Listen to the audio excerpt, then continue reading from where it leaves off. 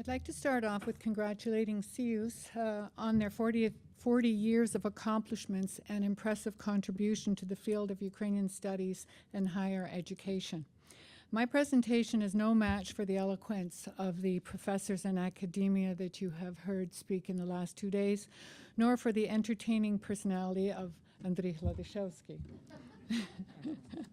In any event, I will try to stick to my 15 minutes. If the need in the past decades was to establish programs with Ukrainian content within universities, today's need is to maintain, improve, and further develop.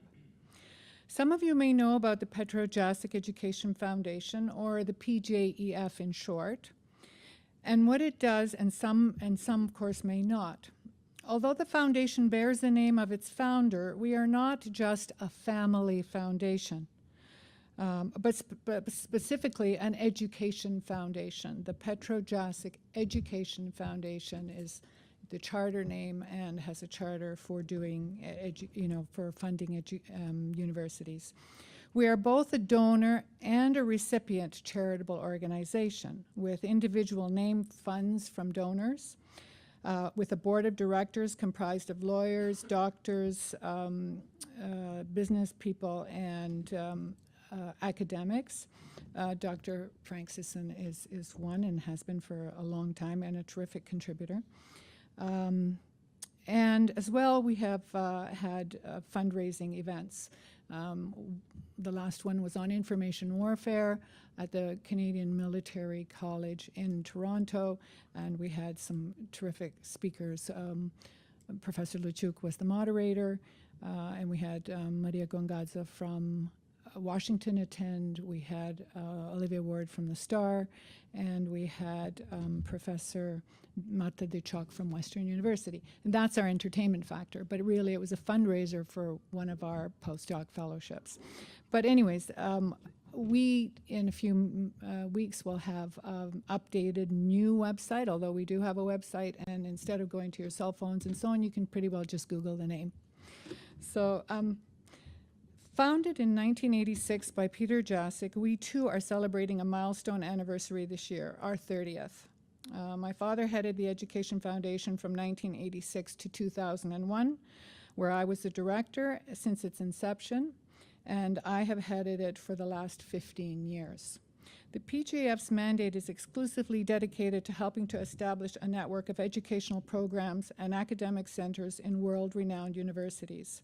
The founder, Petro Jacyk, strongly believed that the centers and high-level scholarly programs in Ukrainian studies would provide scholarly interpretation and objective information about Ukraine and Ukrainians, thereby fostering a much-needed international awareness. Over the past 30 years, we have been funding significant programs in Canada, in the United States, in Ukraine, and a variety of educational publication projects in the UK, Brazil, and Poland. Prior to establishing the Education Foundation, one of the first higher learning institutes to benefit from Petro Jacyk's support was Harvard. In the late 1960s, he dedicated a tremendous amount of time to raising the endowment funds for the Harvard Ukrainian program through the Ukrainian Studies Fund. The HURI, the Harvard Ukrainian Research Institute, was launched in 1973, and 3 chairs were endowed, plus the institute. However, Mr. Jacyk's work did not stop there. He continued to, through the Education Foundation, he went on to establish 2 permanent programs within HURI at Harvard. And as we know, Professor Plotki is now heading those. The first one is the Jacyk Distinguished Fellowship, which provides gifted Ukrainian scholars, scientists, and politicians an opportunity to spend 1 year at Harvard. Former Ambassador Yuri Sherbak and I believe Professor Plotki are past recipients. The second is the position of a permanent bibliographer, the Petro Jacyk bibliographer for the Ukrainian collection at Widner Library at Harvard. An example is Dr. Ksenia Kibusinsky, an outstanding bibliographer who held that position at Harvard and is now doing a fine job at the Petro Jacyk Resource Center in Robarts Library at the University of Toronto. In 1979 and the 80s, Petro Jacyk was very active as well on the fundraising committee for the Encyclopedia of Ukraine in Sarcelles, France. And since I'm already speaking about programs across the border, the second higher learning institute to receive a sizable donation was the Harriman Institute at Columbia University in New York to endow its graduate program in Ukrainian studies. And at its helm was Dr. Mark Van Hagen. It was important because it was teaching knowledge of Ukraine to graduate students preparing for professional careers in government, diplomacy, business, journalism, and NGOs. Petro Jacyk was invited to sit on the National Advisory Committee at the Harriman Institute, and I have also sat on it since 2010 and have just renewed for another 3-year term. I find that sitting on such advisory committees provides a voice for Ukrainian studies. Shifting across the border, the first Canadian institution which the foundation has closely worked with is the University of Alberta. Early in the 1980s, Petro Jacyk grew impressed with the achievements of CEUS and its academic arm that appeared focused on achieving significant and measurable results without being bogged down in what he would call the ivory tower mentality. CEUS was very active at the time in publishing books, journals, developing materials for Ukrainian language education, organizing conferences, and much more.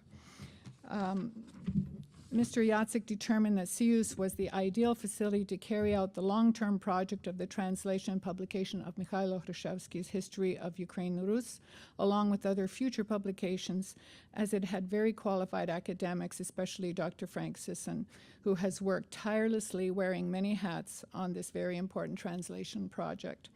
Prudently, Petro Jacyk was able to take advantage of an opportunity for the 2-to-1 matching funds provided by the province of Alberta, and I must mention, and the Petro Jacyk Center for Ukrainian Historical Research was established.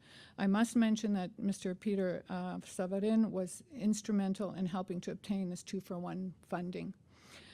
So why history? Hrushevsky's magnum opus was a definitive declaration that Ukrainians constitute a nation and that Ukraine was not an adjunct of Poland, Russia, or any other claimant.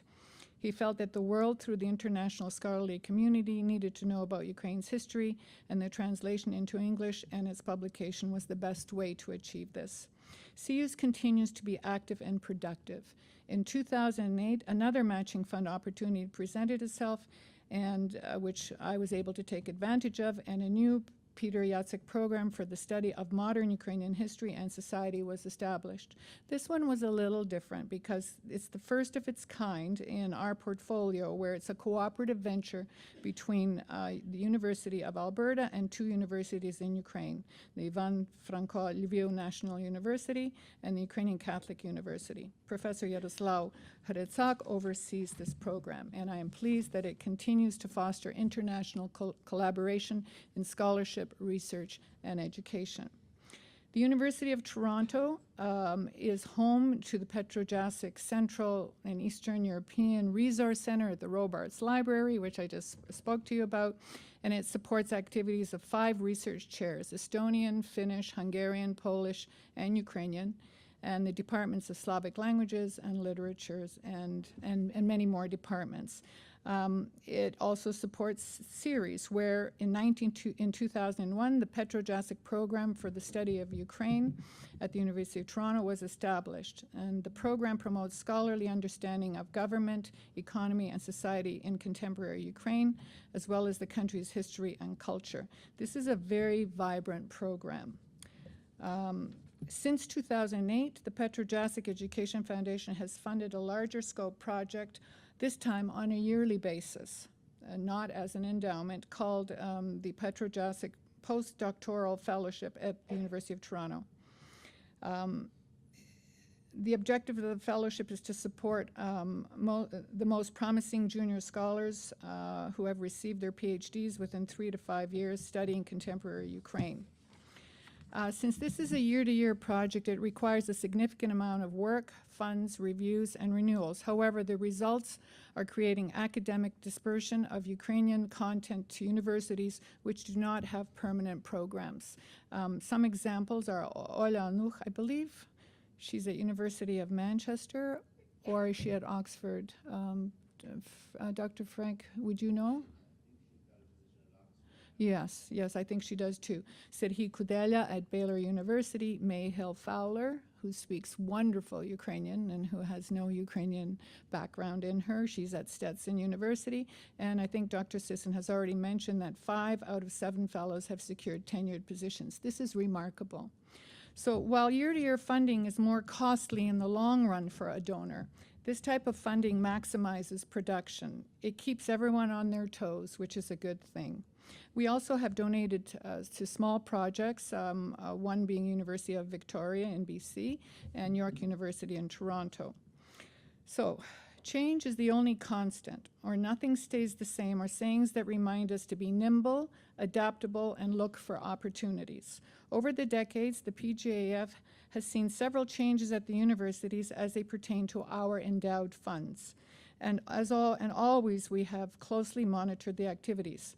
The issues raised about changes imposed by the administration of a university and how it affects Ukrainian studies are nothing new.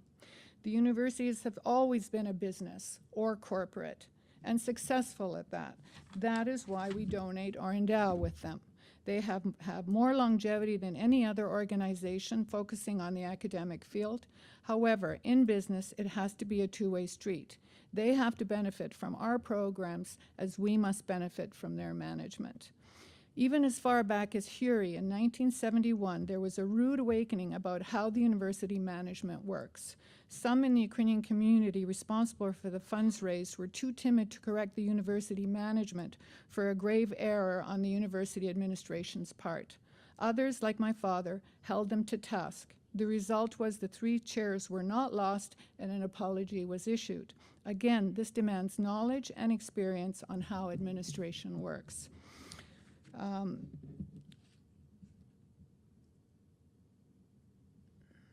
The University of Alberta is one of our largest endowments, and we have been pleased to be working closely with academics and the university administration for decades. There have been changes. When the 5% fee on future donations from the Ukrainian community was imposed to basically help increase or fund the development advancement departments of the university, I was informed by CUS and acted quickly by sending letters of objection with valid reasons to the past president, Indira Samarasekera. I view this as extremely detrimental to the work of the centers. In business terms, that would be similar to increasing your sales department, but decreasing your products to sell. Counterproductive at best. This 5% would be discouraging to donors, which the university so heavily relies on. Within 2 years, donations dropped so significantly that the 5% was rescinded. What this means is that donors, institutes, and programs need to be actively involved in protecting and pushing forth what is good for them. In turn, this will be good for the university. Measurable productivity is what counts. Which brings me to the point that we need to select charismatic, hardworking, and passionate academics to head our programs and courses. Students gravitate to such professors and directors, and enrollments increase. Most often, it's about the people one employs that generate success. And now to the extremely important and crucial topic of succession. It affects every organization. We have had such dynamic academics for decades, as evidenced by many of the participants at this conference and celebration. It is imperative that institutions and programs are assured that there will be succession implemented by the university and that the mandates and programs are continued. I know our Education Foundation is always concerned about this when considering funding.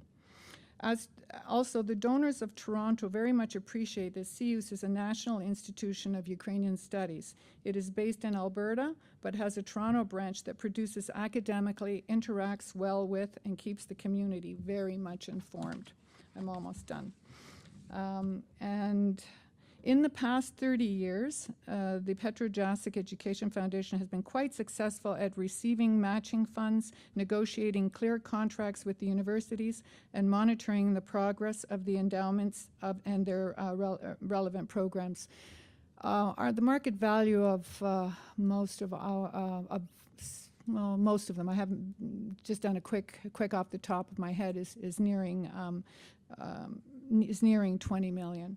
So it's not small. We have an international outreach with significant funds and impact. Therefore, the PGAF has its own model of success in the expansion of Ukrainian studies. And we're quite pleased with the results. So having solid experience in this field, we look forward to entertaining academic proposals that have more tangible, measurable results and continuing what we believe we do well. Thank you.